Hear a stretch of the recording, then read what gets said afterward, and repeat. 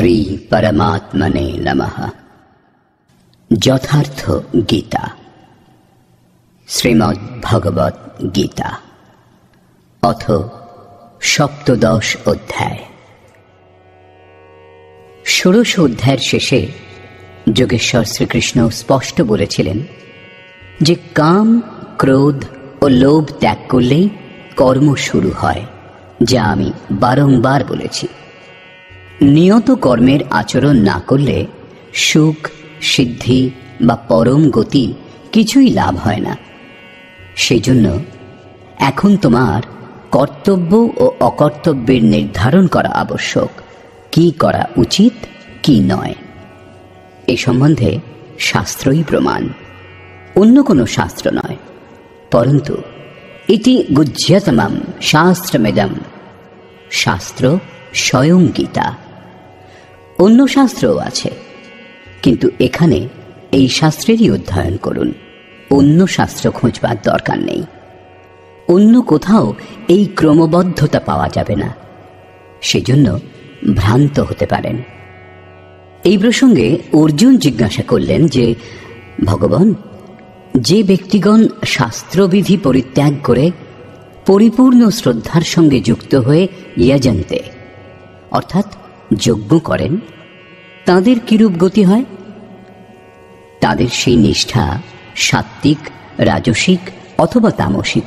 কারণ অর্জুন আগে শুনেছিলেন যে সাত্ত্বিক, রাজসিক অথবা তামসিক যাই হোক, যতক্ষণ গুণ বিদ্যমান ততক্ষণ কোনো না কোনো যোনিতে জন্মগ্রহণ করতেই হয়। সেই জন্য প্রস্তুত অধ্যায়ের শুরুতেই তিনি জিজ্ঞাসা করলেন, অর্জুন উবাচ,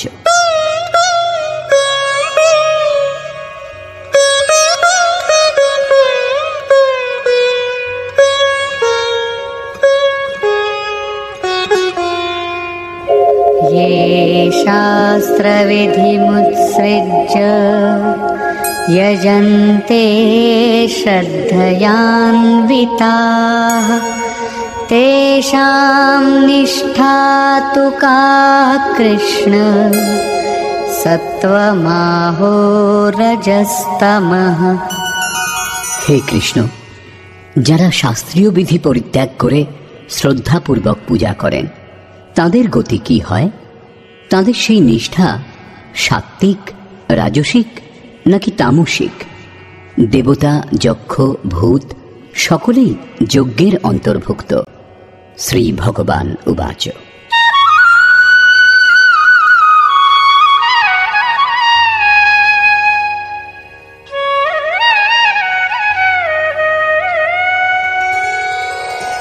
त्रिविधा भवति श्रद्धा देहिनां सा स्वभावजा सात्विकी राजसी चैव तामसी चेति तां शृणु। দ্বিতীয় অধ্যায়ে যোগেশ্বর বলেছিলেন, অর্জুন, এই যোগ সাধনাতে নির্ধারিত ক্রিয়া একটাই। অবিবেকীগণের বুদ্ধি অনন্ত শাখা যুক্ত হয়, সেই জন্য তারা অনন্ত ক্রিয়ার বিস্তার করে নেয়। বহিঃশোভাময় বাণীতে তা ব্যক্তও করে। যাদের চিত্ত সেই সকল বাক্যে বিমুগ্ধ, অর্জুন, তাদের বুদ্ধি নাশ হয়ে যায়, কিছু লাভ করতে পারে না। তারই পুনরাবৃত্তি এখানেও হয়েছে। শাস্ত্রবিধি মুৎসৃজ্য, যারা শাস্ত্রবিধি ত্যাগ করে ভজনা করে, তাদের শ্রদ্ধা তিন প্রকারের হয়। এই প্রসঙ্গে শ্রীকৃষ্ণ বলছেন, মানুষের স্বভাবজাত শ্রদ্ধাও তিন প্রকার, সাত্ত্বিক, রাজসিক ও তামসিক। এই বিষয়ে তুমি আমার কাছে শোনো। মানুষের হৃদয়ে এই শ্রদ্ধা নিরন্তর বিদ্যমান।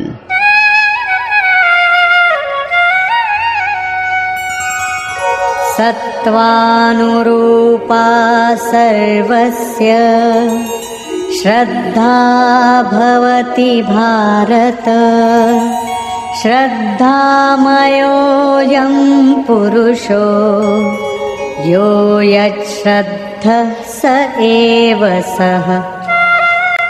হে ভারত, সকল মানুষের শ্রদ্ধা তাদের চিত্তবৃত্তির অনুরূপ হয়। মানুষ শ্রদ্ধালু হয়, সেই জন্য যিনি যেরূপ শ্রদ্ধাযুক্ত তিনি সেই রূপই হন। প্রায় লোকে জিজ্ঞাসা করে, আমি কে? কেউ বলে, আমি আত্মা। কিন্তু না, এখানে যোগেশ্বর শ্রীকৃষ্ণ বলছেন, যেরূপ শ্রদ্ধা, যেরূপ বৃত্তি, মানুষ সেই রূপই হয়। গীতা হল যোগ দর্শন। মহর্ষি পতঞ্জলিও যোগী ছিলেন। তাঁর যোগ দর্শন গ্রন্থটি একটি যোগ বিষয়ক শাস্ত্র গ্রন্থ। যোগ কি তিনি এ সম্বন্ধে বলেছেন, যোগশ্চিত্তবৃত্তি নিরোধা। চিত্তবৃত্তি সমূহকে সর্বপ্রকারে নিরুদ্ধ করাকেই যোগ বলে। কেউ পরিশ্রম করে রোধ করে নিলে তাতে লাভ কি? তদা দ্রষ্টু স্বরূপেব স্থানম। সেই সময় এই দ্রষ্টা জীবাত্মা নিজের শাশ্বত স্বরূপে স্থিত হন। দ্রষ্টা হবার পূর্বে তিনি কি মলিন ছিলেন? পতঞ্জলি বলেছেন, বৃত্তি সারূপ্যমিতরত্র। অন্য সময় যেরূপ বৃত্তির রূপ হয় সেই রূপই সেই দ্রষ্টা হন। এখানে যোগেশ্বর শ্রীকৃষ্ণ বলছেন, মানুষ শ্রদ্ধাবান, শ্রদ্ধায় ওতপ্রোত। এক কথায় শ্রদ্ধা জ্ঞাপন মানুষের প্রকৃতিজাত, এবং যিনি যেরূপ শ্রদ্ধাযুক্ত তিনি সেই রূপই হন। যেরূপ বৃত্তি, মানুষ সেই রূপই হয়। এখানে শ্রদ্ধার তিনটি ভেদ বলছেন।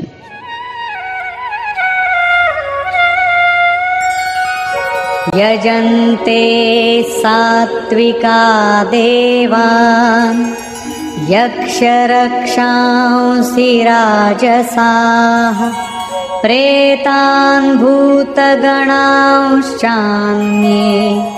यजन्ते तामसा जनाः। তাদের মধ্যে সাত্ত্বিক ব্যক্তিগণ দেবতাগণের পূজা করেন, রাজসিক ব্যক্তিগণ যক্ষ ও রাক্ষসগণের পূজা করেন, এবং তামসিক ব্যক্তিগণ ভূত ও প্রেতাদির পূজা করেন। তারা পূজা দিতে যথেষ্ট পরিশ্রমও করেন।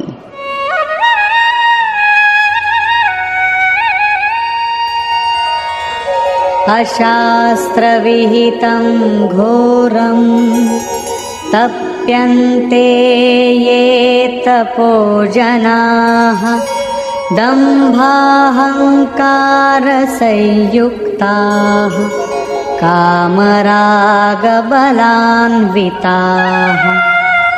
সেই ব্যক্তিগণ শাস্ত্র বিরুদ্ধ ঘোর কল্পিত তপস্যার অনুষ্ঠান করে, দম্ভ ও অহংকার যুক্ত কামনা ও আসক্তিকৃত বলান্বিত হয়ে ওঠে। कर्षयन्तः शरीरस्थं भूतग्राममचेतसः मां चैवान्तः शरीरस्थं तान् विद्यासुरनिश्चयान्। তারা দেহরূপে স্থিত ভূত সমুদায়কে এবং অন্তঃকরণ স্থিত আমাকে, অন্তর্যামীকে কৃশ করে, অর্থাৎ দুর্বল করে। আত্মা প্রকৃতিতে আকৃষ্ট হয়ে বিকার সমূহ দ্বারা দুর্বল ও যোগ্য সাধনা দ্বারা সবল হয়। সেই অবিবেকীগণ অজ্ঞানীগণকে আসুরিক বুদ্ধি বিশিষ্ট বলে জানবে, অর্থাৎ তারা সকলেই অসুর। প্রশ্নটি এখানেই সম্পূর্ণ হল। শাস্ত্রবিধি ত্যাগ করে সাত্ত্বিক ব্যক্তিগণ দেবতাগণের পূজা, রাজসিক ব্যক্তিগণ যক্ষ ও রাক্ষসগণের পূজা করেন, এবং তামসিক ব্যক্তিগণ ভূত প্রেতাদির পূজা করেন। কেবল পূজাই করেন না, ঘোর তপস্যার অনুষ্ঠান করেন। কিন্তু অর্জুন দেহরূপে স্থিত ভূতগণকে ও অন্তর্যামী রূপে অবস্থিত আমাকে, পরমাত্মাকে দুর্বল করেন। আমার থেকে দূরে সরে যান, ভজনা করেন না। তাদের তুমি অসুর বলে জানবে, অর্থাৎ দেবতাগণের পূজকগণও অসুর হয়। এর থেকে বেশি আর কেউ কি বলবে? অতএব এরা সকলেই যার অংশ মাত্র, সেই মূল এক পরমাত্মার ভজনা করুন। এই প্রসঙ্গের উপর পরম যোগেশ্বর শ্রীকৃষ্ণ বারংবার জোর দিয়েছেন।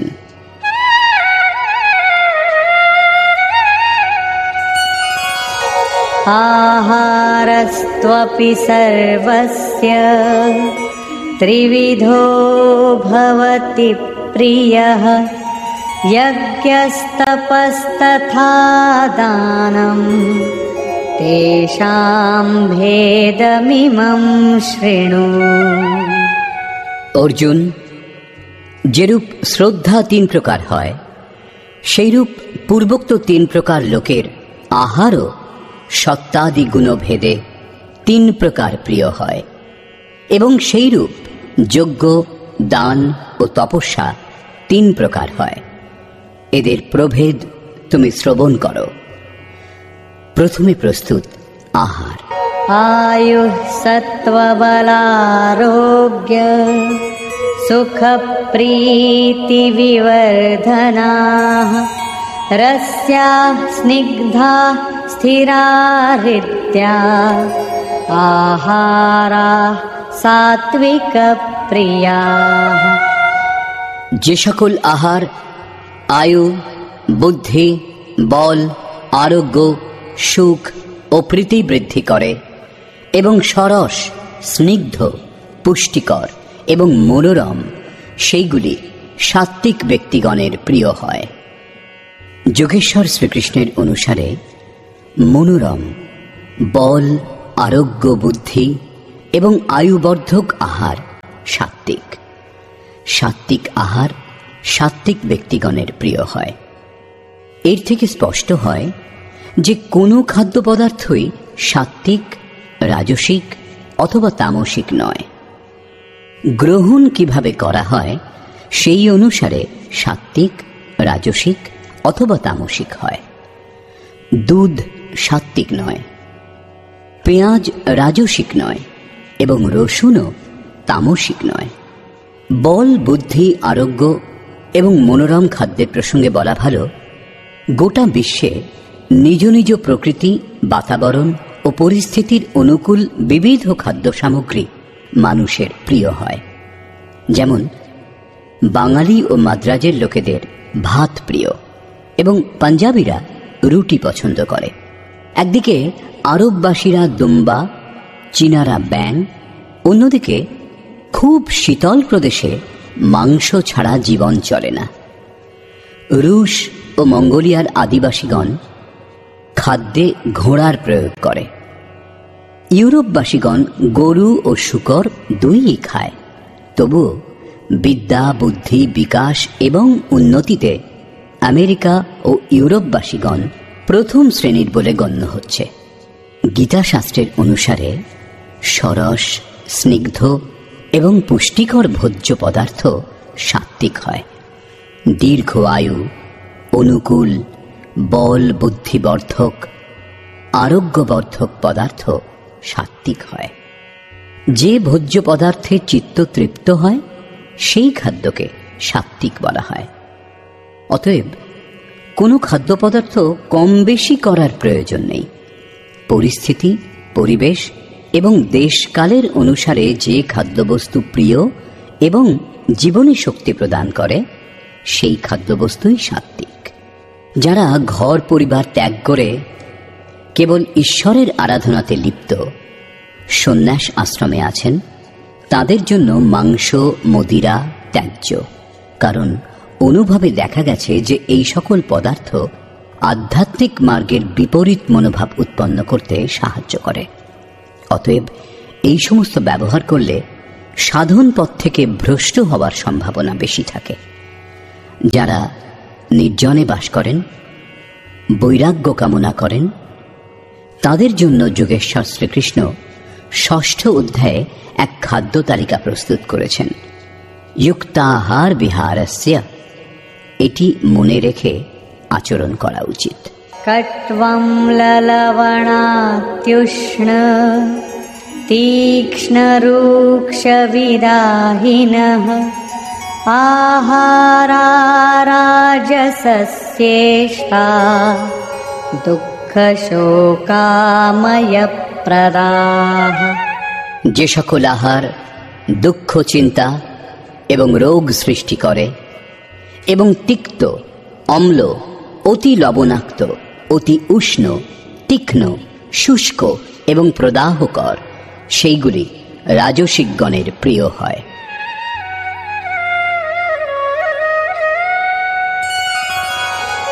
यातयामं गतरसं पूतिपर्युषितं च यत् उच्छिष्टमपि चामेध्यं भोजनं तामसप्रियम्। যে খাদ্য এক প্রহর পূর্বে পাক করা হয়েছে, গতরসম, রসহীন, দুর্গন্ধময়, বাসি, উচ্ছিষ্ট এবং অপবিত্র, সেই আহার তামসিক ব্যক্তিগণের প্রিয় হয়। প্রশ্নটি এখানেই সম্পূর্ণ হল। এখন প্রস্তুত যজ্ঞ।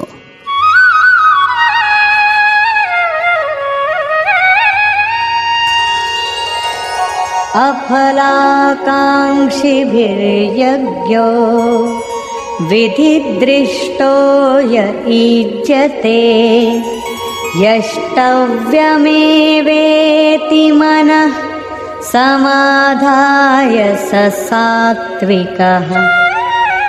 যে যজ্ঞ বিধিদৃষ্ট, শাস্ত্র বিধি দ্বারা নির্ধারিত করা হয়েছে, যেমন তৃতীয় অধ্যায়ে যজ্ঞের নামমাত্র নিয়েছেন, চতুর্থ অধ্যায়ে যজ্ঞের স্বরূপ বলেছেন যে বহু যোগী প্রাণকে অপানে, অপানকে প্রাণে আহুতি দেন, প্রাণ অপানের গতি নিরুদ্ধ করে প্রাণের গতি স্থির করেন, সংযমাগ্নিতে আহুতি দেন।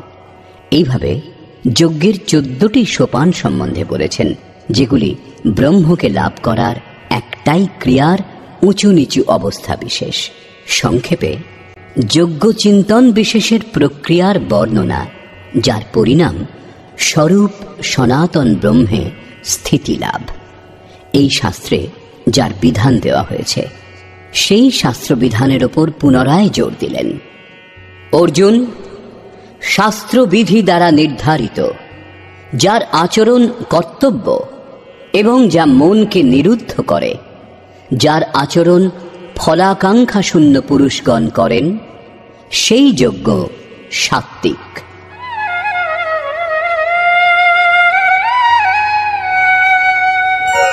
अभिसन्धाय तु फलम् दम्भार्थमपि चैव यत् ईज्यते भरतश्रेष्ठ तं यज्ञं विद्धि राजसम्। হে অর্জুন, ফল কামনা করে অথবা দম্ভ প্রকাশের জন্যই যে যজ্ঞ অনুষ্ঠিত হয়, তাকে রাজসিক যজ্ঞ বলে জানবে। রাজসকর্তা যজ্ঞের বিধি সম্বন্ধে অবগত, কিন্তু দম্ভ প্রকাশ অথবা ফল কামনা করে অনুষ্ঠিত হয় যে অমুক বস্তু লাভ হবে এবং লোকে বলবে যে যজ্ঞ করে, প্রশংসা করবে, এরূপ যজ্ঞকর্তা রাজসিক হয়। এরপর তামসিক যজ্ঞের স্বরূপ বলেছেন।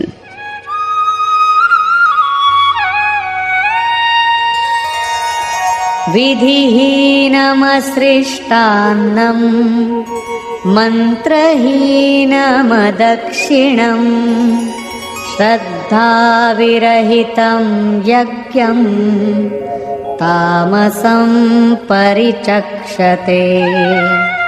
যে যজ্ঞ শাস্ত্রবিধি বর্জিত, যা অন্যের পরমাত্মার সৃষ্টি করতে অসমর্থ, মনের অন্তরালে নিরুদ্ধ করার ক্ষমতা শূন্য, দক্ষিণাবিহীন অর্থাৎ সর্বস্বের সমর্পণ রহিত এবং শ্রদ্ধারহিত, এইরূপ যজ্ঞকে তামসিক যজ্ঞ বলা হয়। এইরূপ ব্যক্তিগণ বাস্তবিক যজ্ঞ সম্বন্ধে অনভিজ্ঞ। এখন প্রস্তুত তপস্যা। देवद्विजगुरु प्राज्ञ पूजनं शौचमार्जवम् ब्रह्मचर्यमहिंसा च शारीरं तप उच्यते। परम देव परमात्मा द्वैत भाव जय দ্বিজ সদ্গুরু এবং জ্ঞানীগণের পূজা, পবিত্রতা, সরলতা, ব্রহ্মচর্য এবং অহিংসা, এইগুলিকে কায়িক তপস্যা বলে। দেহ সর্বদা বাসনা অভিমুখে ধাবিত। একে অন্তঃকরণের উপরোক্ত বৃত্তির অনুরূপ গড়ে তোলাই কায়িক তপস্যা। अनुद्वेगकरं वाक्यं सत्यं प्रियहितं च यत् स्वाध्यायाभ्यसनं चैव वाङ्मयं तप उच्यते। অনুদ্বেগকর, প্রিয়, হিতকর এবং সত্য বচন ও পরমাত্মায় স্থিতি প্রদান করে যে শাস্ত্রগুলি, সেই শাস্ত্র পাঠকে, নাম জপকে বাচিক তপস্যা বলে। বাণী বিষয়োন্মুখ বিচারগুলিকেও ব্যক্ত করে থাকে। সেদিক থেকে সংযম করে পরম সত্য পরমাত্মার চিন্তনে নিযুক্ত করাকে বাচিক তপস্যা বলে। এবার মানসিক তপস্যা।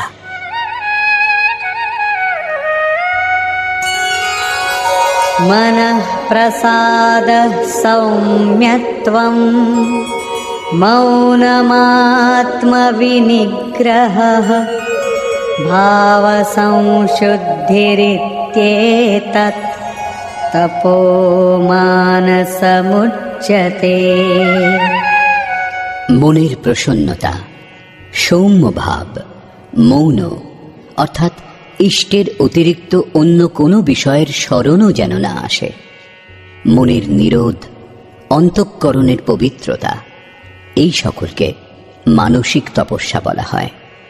উপরোক্ত তিনটি অর্থাৎ কায়িক, বাচিক ও মানসিক যে তপস্যা, তাকে সাত্ত্বিক তপস্যা বলা হয়।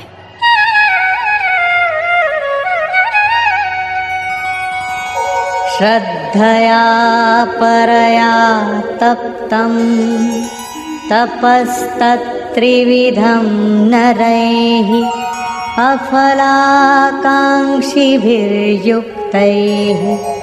सात्विकं परिचक्षते।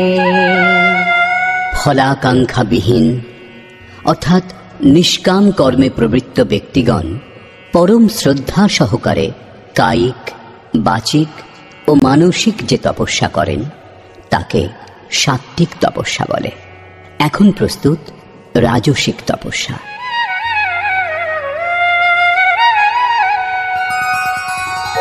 सत्कारमान पूजार्थं तपोदम्भेन चैव यत् क्रियते तदिह प्रोक्तं राजसं चलमध्रुवम्। সৎকার, সম্মান ও পূজা পাবার আশায় অথবা দম্ভপূর্বক যে তপস্যা করা হয়, সেই অনিশ্চিত এবং ক্ষণিক ফল বিশিষ্ট তপস্যাকে রাজসিক তপস্যা বলে। मूढग्राहेणात्मनो यत् पीडया क्रियते तपः परस्योत्साधनार्थं वा तत्तामसमुदाहृतम्।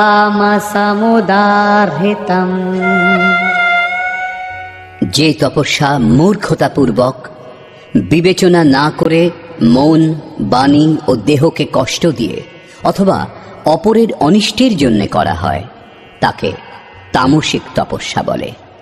এইরূপ সাত্ত্বিক তপস্যাতে দেহ, মন ও বাণীকে ইষ্টের অনুরূপ তৈরি করা হয়। রাজসিক তপস্যাতেও ক্রিয়া সেই একই, কিন্তু দম্ভ, মান সম্মানের ইচ্ছা নিয়ে তপস্যা করেন। প্রায়ই মহাত্মাগণ গৃহত্যাগ করার পরেও এই বিকারের শিকার হন। তামসিক তপস্যা অবিধিপূর্বক সম্পাদন হয়, পরপীড়নের জন্য করা হয়। এখন প্রস্তুত দান। दातव्यमिति यद्दानं दीयतेऽनुपकारिणे देशे काले च पात्रे च तद्दानं सात्विकं स्मृतं। দান করা কর্তব্য। এইভাবে প্রত্যুপকারের আশা না করে স্থান, কাল ও উপযুক্ত পাত্রে যে দান করা হয় তাকে সাত্ত্বিক দান বলে। यत्तु प्रत्युपकारार्थं फलमुद्दिश्य वा पुनः दीयते च परिक्लिष्टं तद्दानं राजसं स्मृतं। যে দান অনিচ্ছা সত্ত্বে, অর্থাৎ অনিচ্ছা সত্ত্বেও যে দান করা হয় এবং প্রত্যুপকারের আশায়, অর্থাৎ এই করলে এই ফললাভ হবে অথবা ফললাভের উদ্দেশ্যেই করা হয়, তাকে রাজসিক দান বলে। अदेशकाले यद्दानम् अपात्रेभ्यश्च दीयते असत्कृतमवज्ञातं तत्तामसमुदाहृतम्। অশুচি স্থানে, অশুভ সময়ে এবং অযোগ্য পাত্রে অবজ্ঞাপূর্বক ও সৎকার রহিত যে দান করা হয় তাকে তামসিক দান বলে। পূজ্য মহারাজজি বলতেন, হো, কুপাত্রে দান করলে দাতা নষ্ট হয়ে যায়। সেইরূপ শ্রীকৃষ্ণও বলছেন, দান করাই কর্তব্য। পুণ্যস্থানে, শুভ সময়ে এবং উপযুক্ত পাত্রে প্রত্যুপকারের আশা না করে যে দান করা হয় তাকে সাত্ত্বিক দান বলে। অনিচ্ছা সত্ত্বে ফললাভের উদ্দেশ্যে যে দান করা হয় তাকে রাজসিক দান বলে এবং সৎকার রহিত, তিরস্কার পূর্বক প্রতিকূল স্থান এবং সময়ে কুপাত্রে যে দান করা হয় তাকে তামসিক দান বলে। পরন্তু সেটাও দান। যিনি দেহ, গেহ ইত্যাদি আসক্তি ত্যাগ করে একমাত্র ইষ্টের উপর নির্ভরশীল, তার জন্য দানের বিধান এর থেকেও আরো উন্নত, এবং তা হল সর্বস্বের সমর্পণ, সম্পূর্ণভাবে বাসনা মুক্ত হয়ে মন সমর্পণ। যেরূপ শ্রীকৃষ্ণ বলেছেন, ময়্যেব মন আধৎস্ব। অতএব দান করা নিতান্ত আবশ্যক। এখন প্রস্তুত ওম তৎ সৎ এর স্বরূপ।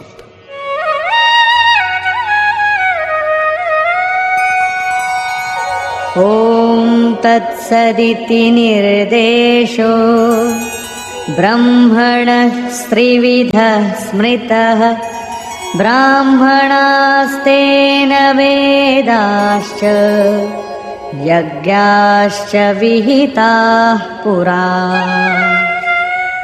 অর্জুন, ওম, তৎ ও সৎ এই বাক্য দ্বারা ব্রহ্মের ত্রিবিধ নাম ব্রহ্মণঃ নির্দেশঃ স্মৃতঃ, ব্রহ্মের নির্দেশ করে, স্মরণ করিয়ে দেয়, সংকেত প্রদান করে, যা ব্রহ্মের পরিচায়ক, তার থেকেই পুরা, পূর্বকালে অর্থাৎ আরম্ভে ব্রাহ্মণ, বেদ এবং যজ্ঞ ইত্যাদির উৎপত্তি হয়েছে। অর্থাৎ ব্রাহ্মণ, যজ্ঞ এবং বেদ ওম থেকেই উৎপন্ন হয়েছে। এগুলি যোগ উদ্ভূত। ওমের সতত চিন্তন দ্বারাই এদের উৎপত্তি হয়, আর কোনো পথ নেই।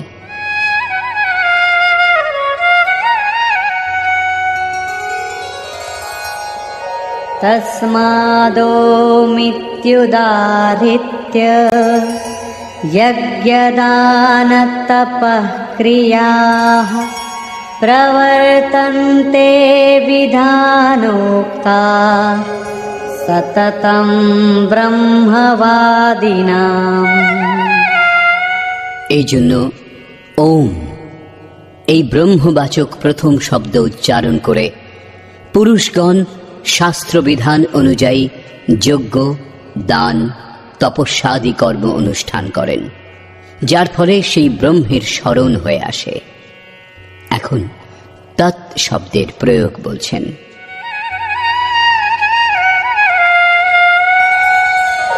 তদিত্যনভিসন্ধায় ফলং যজ্ঞতপঃ ক্রিয়াঃ দানক্রিয়াশ্চ বিবিধাঃ ক্রিয়ন্তে মোক্ষকাঙ্ক্ষিভিঃ।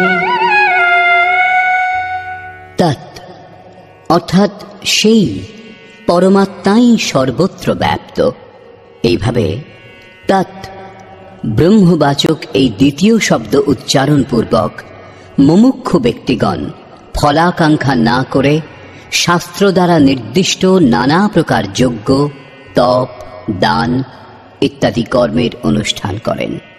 তৎ শব্দটি পরমাত্মার প্রতি সমর্পণ সূচক, অর্থাৎ ওম জপ করুন এবং যজ্ঞ, দান, তপ ইত্যাদি কর্ম তার উপর নির্ভর হয়ে করে যান। এখন সতের প্রয়োগ সম্বন্ধে বলছেন।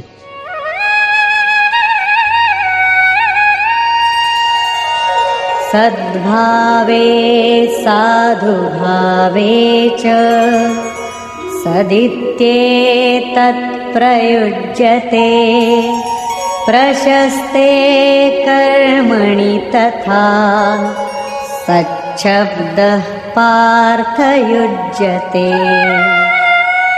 এবং সৎ। যোগেশ্বর বলছেন যে সৎ কি।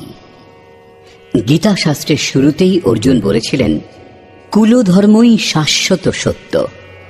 তখন শ্রীকৃষ্ণ বলেছিলেন, অর্জুন, এই অজ্ঞান তোমার কোত্থেকে উৎপন্ন হল? সৎ বস্তুর তিন কালে অভাব নেই, তার বিনাশ সম্ভব নয়, এবং অসৎ বস্তুর তিন কালে অস্তিত্বই নেই, তাকে নিরস্ত করা যায় না। বস্তুত সেটি কোন বস্তু যার তিন কালে অভাব নেই? সেই অসৎ বস্তুই বা কি যার অস্তিত্ব নেই? উত্তরে বললেন, এই আত্মাই সত্য এবং ভূতাদির দেহ নাশবান। আত্মা সনাতন, অব্যক্ত, শাশ্বত এবং অমৃত স্বরূপ। এই হল পরম সত্য। এখানে বলছেন সৎ। এইরূপ পরমাত্মার এই নাম সদ্ভাবে, সত্যভাবে এবং সাধুভাবে প্রয়োগ করা হয়। এবং হে পার্থ, যখন নিয়ত কর্ম নির্বিঘ্নে উত্তম রূপে অনুষ্ঠিত হয়, তখন সৎ শব্দ প্রযুক্ত হয়। সৎ অর্থ এই নয় যে এই সমস্ত বস্তু আমার। যখন দেহটাই আমার নয়, তখন এর ব্যবহার্য বস্তুগুলি কি করে আমার হতে পারে? একে সৎ বলা যেতে পারে না। সতের প্রয়োগ কেবল এক দিশাতে করা হয়, সদ্ভাবে। আত্মাই পরম সত্য। যেখানে সত্যের প্রতি ভাব, তাকে জানার জন্য সাধু ভাব এবং তার প্রাপ্তির কর্ম প্রশস্তভাবে হতে থাকে, সেখানেই সৎ শব্দের প্রয়োগ করা হয়। এই প্রসঙ্গে যোগেশ্বর আরো বলছেন, যজ্ঞে তপসি দানে চ স্থিতিঃ সদিতি চোচ্যতে কর্ম চৈব তদর্থীয়ং সদিত্যেবাভিধীয়তে। যজ্ঞ, তপস্যা ও দানে যে স্থিতি লাভ হয়, তাও সদ্রূপে নির্দিষ্ট হয়। তদর্থীয়ম, ভগবৎ প্রাপ্তির নিমিত্ত যে কর্ম অনুষ্ঠিত হয়, তাও সৎ নামে অভিহিত হয়। অর্থাৎ সেই পরমাত্মার প্রাপ্তির জন্য যে কর্ম অনুষ্ঠিত হয় সেই কর্মই সৎ। যজ্ঞ, দান ও তপস্যা এই কর্মেরই পূরক। শেষে নির্ণয় করে বলছেন, এই সকলের জন্য শ্রদ্ধা প্রয়োজন।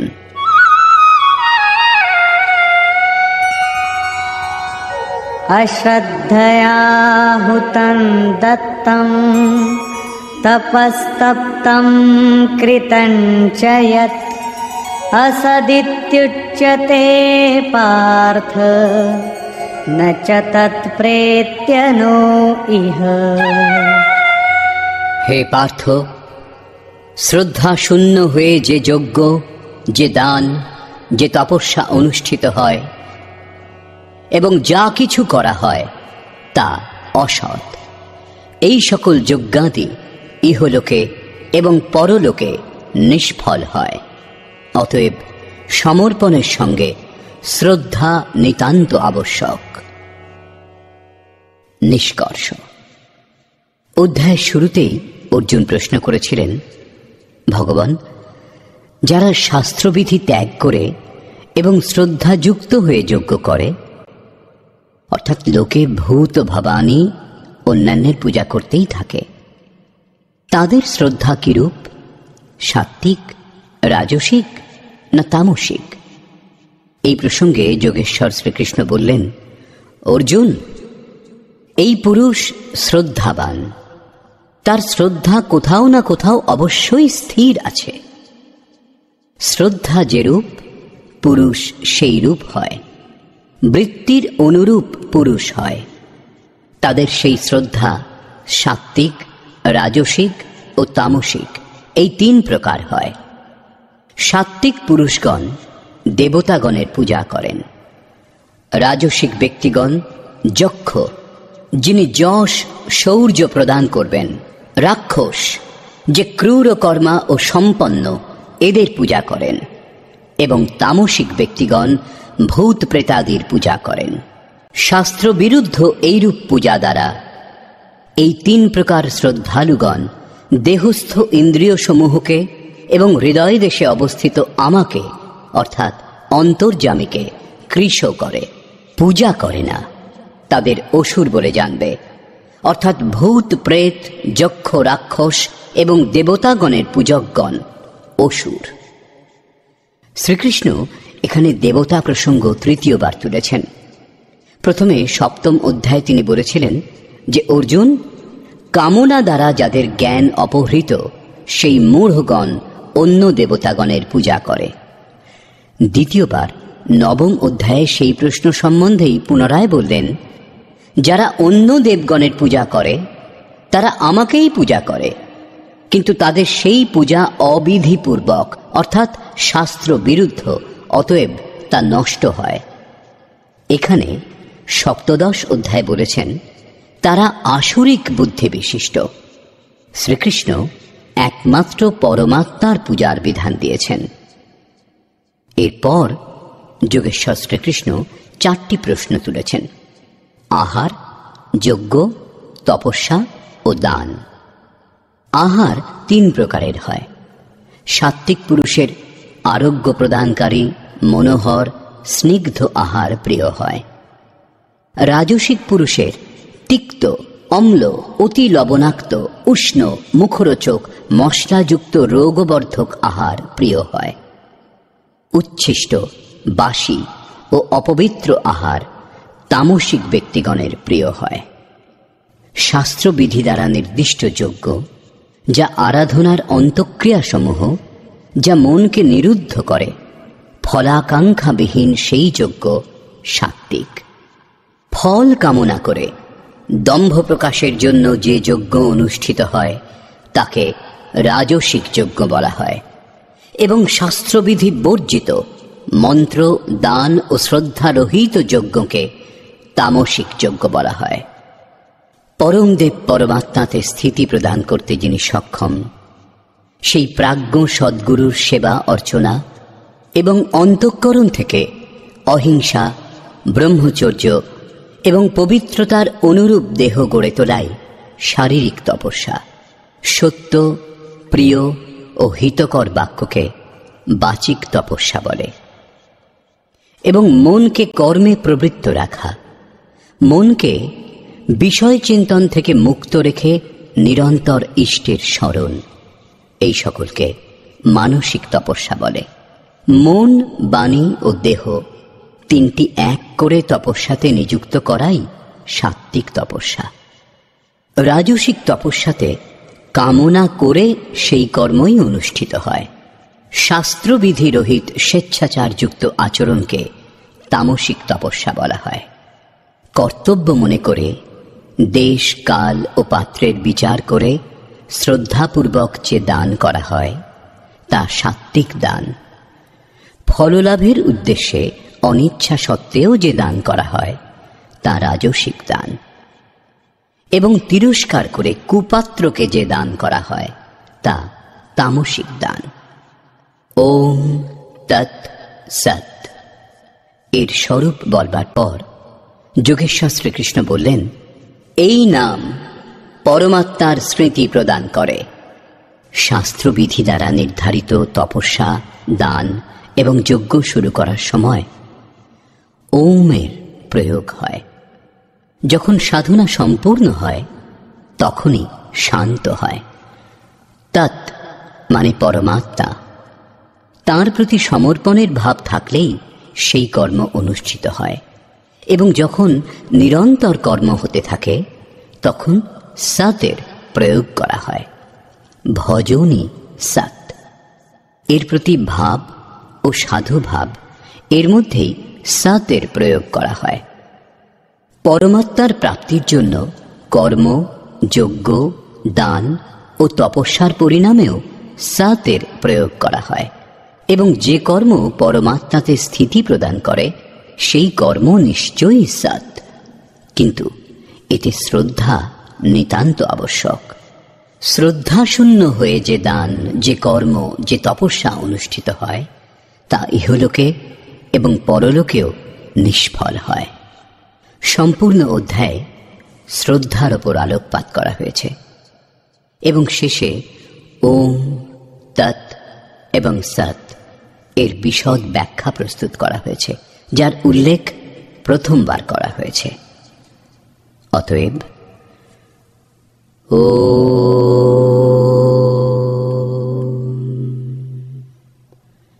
এই প্রকার শ্রীমদ্ ভগবদ্ গীতারূপী উপনিষদ এবং ব্রহ্মবিদ্যা তথা যোগশাস্ত্র বিষয়ক শ্রীকৃষ্ণ ও অর্জুনের সংবাদে ওম তৎসৎ শ্রদ্ধাত্রয় বিভাগ যোগ নামক সপ্তদশ অধ্যায় পূর্ণ হল। এই প্রকার শ্রীমৎ পরমহংস পরমানন্দজির শিষ্য স্বামী অর্গড়ানন্দকৃত শ্রীমদ্ ভগবদ্ গীতার ভাষ্য যথার্থ গীতাতে ওম তৎসৎ শ্রদ্ধাত্রয় বিভাগ যোগ নামক সপ্তদশ অধ্যায় সমাপ্ত হল। হরি ওম তৎসৎ।